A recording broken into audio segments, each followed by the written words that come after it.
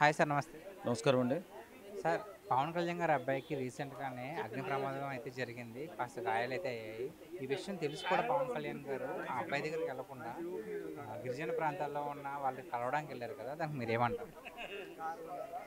గిరిజనుల జీవితాలు బాగుపడాలని, వాళ్ళ జీవన ప్రమాణాలు పెరగాలని, వాళ్ళ కోసం అహర్నిశలో ఆలోచిస్తున్నటువంటి పవన్ కళ్యాణ్ గారు 2 రోజులు వాళ్ళకి టైం ఇచ్చి, మీ అభ్యున్నతి కోసం, మీ బాగు కోసం, మీ ఎదుగుదల కోసం నేను వస్తున్నాను అని మాటిచ్చారు. మాటిచ్చిన కారణంగా అక్కడ ఉన్నటువంటి రోడ్లు రవాణా వ్యవస్థ కానీ, అలాగే మంచినీటి వ్యవస్థ కానీ బాగుపరచాలని 1000 కోట్లు సుమారు 1000 కోట్ల కంటే ఇంకా ఎక్కువే అమౌంట్ గిరిజన ప్రాంతాలకి కేటాయించి, ఆ కేటాయించిన సందర్భంలో వాళ్ళకి ఇచ్చిన హామీని నిలబెట్టుకోవడం కోసమే ఫస్ట్ రోజు దిగ్విజయంగా శంకుస్థాపనలన్నీ పూర్తి చేసుకుని, రెండవ రోజు వెళుతున్న సందర్భంగా, రెండో రోజు పర్యటన చేస్తున్న సందర్భంగా వాళ్ళ అబ్బాయికి మార్కు శంకర్కి యాక్సిడెంట్ అవ్వడం, ఫైర్ యాక్సిడెంటు.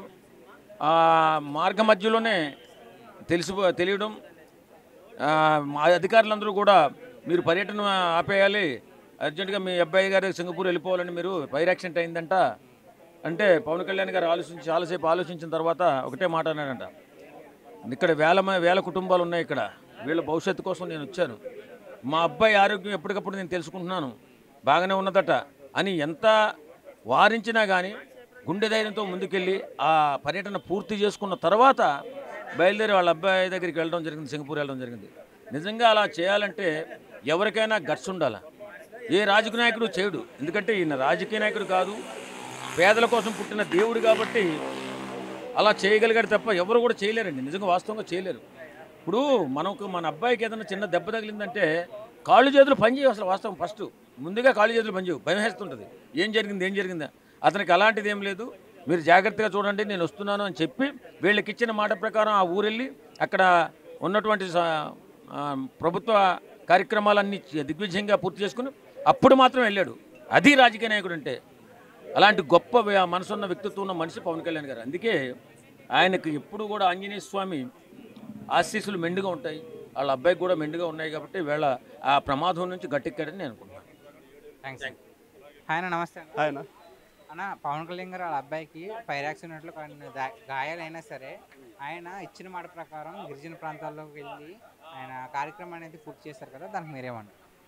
అన్న పవన్ కళ్యాణ్ గారు ఇప్పుడున్న పొలిటీషియన్లో ఒక రకమైన కాదన్న, మామూలు కాదన్న, ఒక మంచి లీడర్ అన్న, మంచి వ్యక్తిత్వం కలిగిన మా పవన్ కళ్యాణ్ గారు అడవి బాట బట్టి, అడవి బాట ఏంటంటే ఈ అడవి బాటలో ఉన్నటువంటి కొన్ని రోడ్ల పనుల కోసం వెళ్ళాడు.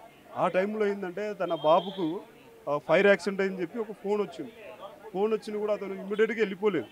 అక్కడ ఏం జరగాలి, ఏం చేయాలి పనులని, ఆ పనులను చూసుకున్న తర్వాతే, తీరిగ్గా పనులన్నీ అయిపోయిన తర్వాతే, నా పనులు అయిపోయిన తర్వాతే వెళ్తా అని అక్కడ ఎప్పటికప్పుడు సమాచారం వాళ్ళ బాబు మార్కు శంకర్ అయినటువంటి గాయాలు అన్నీ ఎప్పటికప్పుడు అప్డేట్ చేసి తెలుసుకుంటూ చివరిలో అంటే పనులన్నీ పూర్తి చేసుకుని వెళ్ళాడు. సో అంత గొప్ప వ్యక్తిత్వము, ఆ పనుల కోసమే పుట్టిన మా పవన్ కళ్యాణ్ గారు దేవుడు అండి. అలాంటి నాయకుడిని ఎప్పుడైనా చూసారండి? అంటే కన్న కొడుక్కి గాయాలైనా సరే ముందు ప్రజల సంక్షేమమే నాకు ముఖ్యం అనుకున్నారు కదా! అలాంటి వాళ్ళని ఎప్పుడైనా చూసారా మీరు? ఇప్పుడు వరకు అయితే నేను చూడలేదు. నా వయసు 35 సంవత్సరాలండి. ఇప్పుడు వరకు గిరిజన ప్రాంతాలలో యాక్చువల్లీ ఆ గిరిజన ప్రాంతాలలో ఇప్పటి వరకు ఎటువంటి సీఎం కానీ, ఎటువంటి మంత్రి కానీ పోలేదండి. ఆల్రెడీ దానిలో న్యూస్లో వచ్చింది, మీరు చూసుకోండి. కాబట్టి అక్కడ ఏంటంటే మామోయిస్టు ప్రాంతాలు ఎక్కువ ఉండే ప్రాంతం, ఎక్కువ ఉండే ప్రాంతం. అక్కడ ఎప్పుడు ఎవరు అటాక్ చేస్తారనో వెనక ముందు చూసుకుంటా వెళ్ళేవాళ్ళు. పవన్ కళ్యాణ్ అలా ఏం చూసుకోలేదండి, వెళ్ళాడు, అడిబాట చేశాడు, ఆ కార్యక్రమాన్ని సక్సెస్ చేశాడు.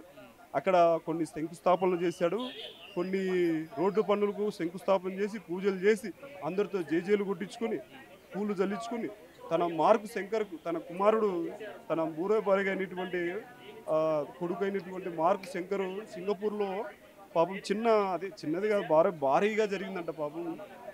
ఫైర్ యాక్సిడెంట్లో తన కాళ్ళకు చేతులు గాయాలైనా కూడా తెలుసుకుని ఎప్పటికప్పుడు చివరిలో వెళ్ళాడు, ఎప్పుడు ఈవినింగ్ టైంలో వెళ్ళాడు అన్నీ కనుక్కొని.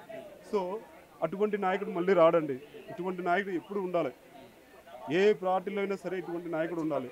మా పవన్ కళ్యాణ్ చిరకాలం బతకాలని, నిండు నూరేళ్ళు బతకాలని. ఇంకోటి ఏంటంటే ఇటువంటి మంచి చేసే వాళ్ళకి మంచి జరుగుతుంది. ఆల్రెడీ ఇప్పుడు కోలుకున్నారు, తన కుమారుడు ఇంటికి వచ్చేసాడు. చిన్న గాయాలు కామన్ అండి ఫైర్ యాక్సిడెంట్ అయినప్పుడు. సో మా పవన్ కళ్యాణ్ గారు అయినటువంటి వాళ్ళ కుమారుడు బాగుండాలని, మా పవన్ కళ్యాణ్ కూడా 100 ఏళ్ళు బతకాలని, ఇటువంటి కార్యక్రమాలు ఇంకా చేసి మారుమూల ప్రాంతాలే కాదు ఏ ప్రాంతమైనా సరే అభివృద్ధి బాటలో ఆంధ్రప్రదేశ్ నడిపించాలని కోరుకుంటున్నాను.